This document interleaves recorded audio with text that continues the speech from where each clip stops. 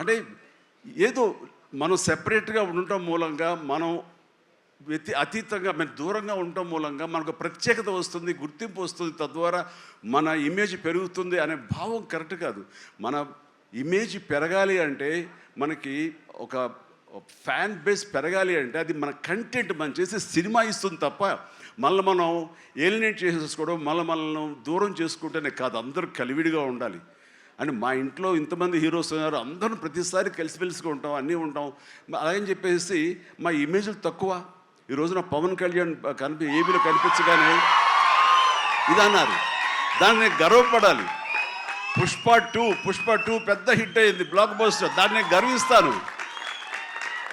And తర్వాత ఒక్కోసారి సినిమాలు ఆడచ్చు ఆడకపోవచ్చు, కానీ మనం ఏవైనా సరే ఇండస్ట్రీలో ఒక సినిమా ఆడింది అంటే ప్రతి ఒక్కరు హర్షించాలి. ఎందుకంటే ఒక్కొక్క సినిమా గురించి ఒక సినిమా ఆడిందంటే ఎన్ని వందల మంది, వేల మంది, లక్షల్లో కార్మికులు కానివ్వండి, పరోక్షంగా ప్రత్యక్షంగా వాళ్ళు దాని మీద ఆధారపడతారు, బతుకు జీవనం వెళ్ళగలుగుతారు. కాబట్టి వాళ్ళ బతుకు తెరువు కోసం, వాళ్ళ భవిష్యత్తు కోసం, వాళ్ళ యొక్క జీవితం కోసం మనం ఖచ్చితంగా హిట్ సినిమాలు చేయాలి. ఒక హిట్ ఎవరికి ఏ హీరోకి వచ్చినా సరే అందరం ఇవ్వాలి, అందరం ఆనందపడాలి. ఆ వచ్చిన డబ్బు మళ్ళీ ఎక్కడో పెట్టరు. ఇప్పుడు సపోజ్ సాహో ఉన్నారనుకోండి, అంతకుముందు తీసిన 3 సినిమాల్లో మంచి డబ్బులే వచ్చినాయి. అండ్ ఆ డబ్బు ఎక్కడో తీసుకెళ్ళి ఇవ్వట్లేదు, తీసుకొచ్చి మళ్ళీ నాకే ఇస్తున్నాడు, మన వాళ్ళకి ఇస్తున్నాడు, నటినట్టుగా ఇస్తున్నాడు. ఈ డబ్బు ఎక్కడికి పోదు.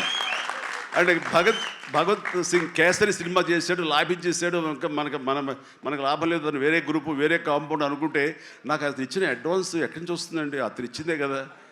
అది రావాలంటే అతను మంచి భవిష్యత్తు కోరుకోవాలి, అతను గుడ్ విషెస్ తెలియచేయాలి. అందుకని ఇండస్ట్రీలో ప్రతి ఒక్కళ్ళు ఒకళ్ళనొకళ్ళు అవినాభావ సంబంధంతో ఒక కుటుంబ సభ్యుల్లాగా ఉన్న రోజున ప్రతి వాళ్ళు గొప్పగా చెప్పుకుంటారు, ఆనందంగా ఉంటుంది. అదే అందుకనే ఆ ఆనందం పొందడం కోసంగా, ఆనందం ఇవ్వడం కోసంగా ఈ రోజున మన హీరో విశ్వక్షేణ్ నా దగ్గరకు వచ్చి అడగగానే సాహు గారు కూడా వచ్చారు. ఆ రోజున వచ్చినప్పుడు వాడు సాహు నాకు తెలిసిన ప్రొడ్యూసర్, కావాల్సిన మనిషి, నా ఫ్యూచర్ సినిమా అతనే ప్రొడ్యూస్ చేస్తున్నాడు అనిల్ రావిపూడి గారితో. అండ్ డెఫినెట్గా వస్తాను, అయితే ఏ రోజు అనేది ఒక్క నాకు ఇవ్వండి అని చెప్పేసి టైం తీసుకుని 24 hours తర్వాత ఇది చేయడం జరిగింది. అండ్ మరి ఐ థింక్ ఆ మధ్యలో ఎవరు ఏవి ఇక ఆ కాంపౌండ్ ఈ కాంపౌండ్ అంటారని నేను అనుకోను. ఇక ఒకటే కాంపౌండ్ అంతే ఇండస్ట్రీది. That's it.